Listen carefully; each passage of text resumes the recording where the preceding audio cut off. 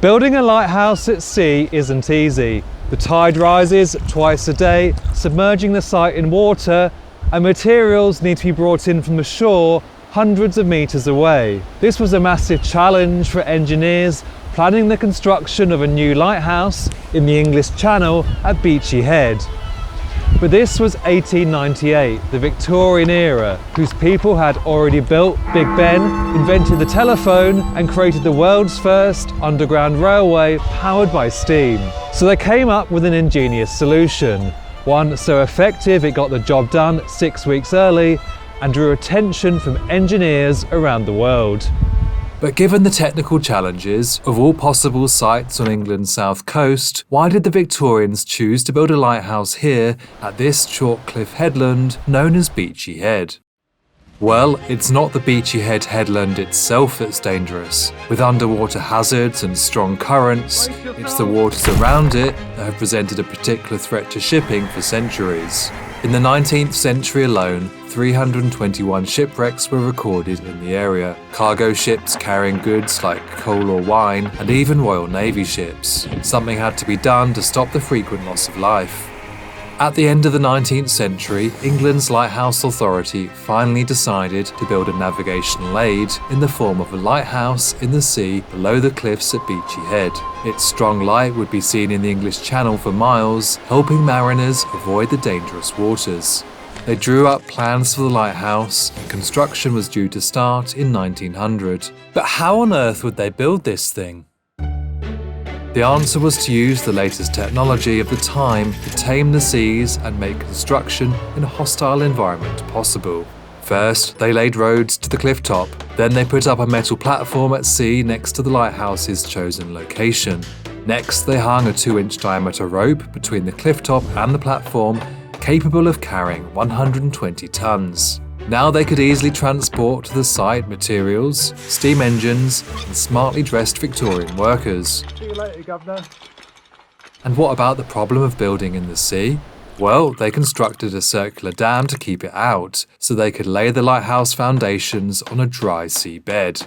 The dam wasn't perfect, and they had to continually pump out seawater with steam engines. Over the course of 2 years, the aerial ropeway carried 4,000 tons of huge granite blocks to the construction site. These formed the walls of the lighthouse, in some places up to 2.7 meters thick, enough to survive even the worst winter storms. Eventually, a lighthouse emerged from the sea. In October 1902, its light shone for the first time, sending a warning to ships up to 16 miles away. And it all cost just £56,000, about 5.7 million in today's money. I love the idea of living in a house with the waves lashing against its single circular wall. How cosy it must have felt for the lighthouse keepers to brew tea on the cast iron stove while listening to storms rage outside. There were 3 keepers on rotation at any one time, keeping watch on 8-hour shifts. In foggy weather, their duties included detonating loud explosive charges every 5 minutes to warn sailors who couldn't see the light. During World War II, the keepers spotted a mine drifting toward the lighthouse. After reporting it to authorities, they were told to shoot it, but had no means to do so. Lighthouse keeper Reginald Simon describes what happened next. It continued to drift towards us, and it passed with no more than 3 feet to spare, heading for the shore where it struck a rock and exploded, blackening the cliff to the very top. At this time, there was still one thing missing from the lighthouse that today makes it so distinctive. In 1951, the original black stripes were painted red, giving it the look so cherished by visitors to the area today. The Beachy Head Lighthouse was eventually automated in 1983. The keepers left for the very last time, never to return to their home in the sea. Once again, the shores of Beachy Head were deserted. The now unmanned lighthouse has continued to alert mariners to the dangers of this area for 40 years. Let me leave you with a reminder of a time before the lighthouse existed, when these waters truly were a hazardous place.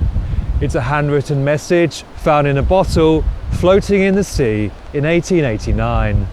Dear friends who happen to read this, we were a party of friends, all told, when we were run into by a two-master. And I am now writing these lines, which I hope will come into some person's hands, who will send help to us as soon as possible. But I'm afraid you will be too late to save us, as now our boat is sinking fast. If by chance any of our remains be found, please let our friends know at Hastings, Sussex, England. At this point, the message cuts off. It was found 7 months after it was dated, sealing the writer's fate.